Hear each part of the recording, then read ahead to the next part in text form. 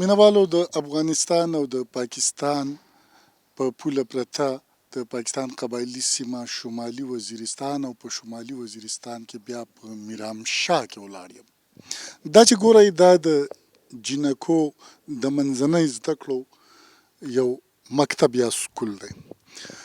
زما سره په خوا کې ولاړ دی د دې ځای د یو معیاري سکول گورنرز ماډل سکول پرنسپل یا مدیر ښاغلی علمزیب خان.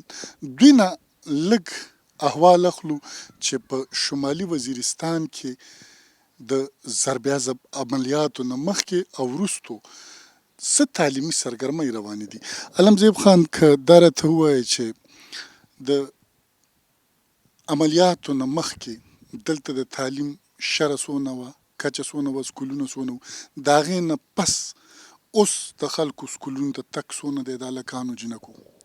بسم الله الرحمن الرحیم. د تاسو ډېرې مننه. د ضرب عضب نه مخکې سکولونه اکثر بحال وي او یوې اندازې مطابق 982 سکولونه دي، په هغه کې پرایمري سکولونه، میډل سکولونه او های سکولونه. خو بیا چونکې موږ که فیمیل ایجوکیشن په طرف لوړ شي نو فیمیل ایجوکیشن ریشو زموږ کمه دی، ځکه چې په ټول وزیرستان کې 3 دي که 4 های سکولونه دي او یو فیمیل ډیګري کالج دی. فیمیل ډیګري کالج 3-4-5 سال مخکې نه جوړ شوی دی، خو یا پراپر بلډینګ یې نه دی جوړ شوی او نه پراپر سټاف شته ورسره او نه زموږ د اف اس سی بي اس سی سټوډنټ زیاتې په لوی مقدار سره روانې دي. او دلته کې موږ چې فیمیل د پوره کله ټیچران وغواړي نو هغه موږ ته نن لوکل خټکې، مرواتې او یا د پېښور نوشهرې او صوبۍ او کوهاټ نه پکار وي. هغې دلته راتلی نه شي، ورته مختلف یا هاسټل پرابلم وي یا نوره څه پرابلم وي. او بیا زه دا غواړم چې فورسز او پولیټیکل ایډمنسټریشن کیم ایجوکیشن ډپارټمنټ ته په باندې زور ورکو چې ټیچران چې چیرته دي چې حاضر یې کو او بچیون یقیني کو چې هر بچای د 15 سال نه 10 سال نه وړوکې سکول ګوینګ بچای جوړ شي، ان په مارکیټ کې وي نه په لیارې کې وي، ورسره د لوبې میدانونه آباد شي او سکولونه آباد شي. تاسو سره په خپل سکول کې دا وخت طالب علمانو یا محصلینو شمیره څونه ده؟ زه چې راتلله په نومبر کې په هغې ټیم 375 بچیان وي او موجوده ټیم کې د ګریس اف الله زما سره نیرلی 1100 سټوډنټ دي، 1100. په دې کې جینکۍ څونه دي؟ دې کې 100 پورې جینکۍ دي، خو هغه کلاس 3 پورې دي، ځکه چې موږ لږ کې کلچر نرم ویلیوز ډیفرنٹ غوندې دي.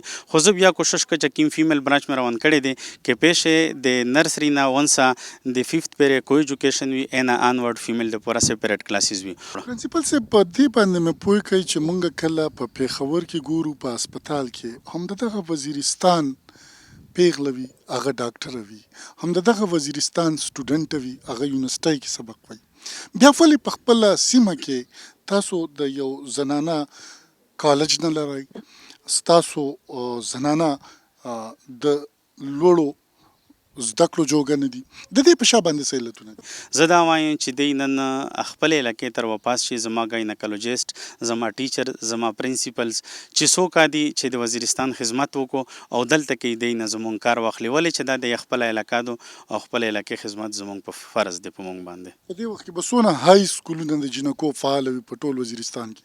فعال سکول خو زه وایم چې که زه 3 درته ووایم یا هسې به ووایم، فعال چې هغې شی کوالټي ایجوکیشن وي هغه زه نشو ویلی چې څومره فعال دی. مینوالو زما کوشش و چې تاسو د جینکو او هلکانو سکولونو ته هم په شمالي وزیرستان کې ورولم او د هغوی د تعلیمي معیار په هکله در سره معلومات شریک کړم. ولې له بده مرغه چې معلومات مې وکړو نو په ټول شمالي وزیرستان کې تر دې وخته یو د جینکو کالج نشته دی. پرنسپل صاحب ښاغلی علمزیب خان وایي چې په مشکله باندې به 3 د جینکو های سکولونه وي او اوس د دې ځای انتظامیه دا امید ښایي چې هغې د بیا ودانۍ کم کارونه شروع کړي دي، په هغې کې د جینکو تعلیم ته خصوصي پاملرنه کړې ده. فاروق فراق، وایس اف امریکا، ډیوا، میرامشاه.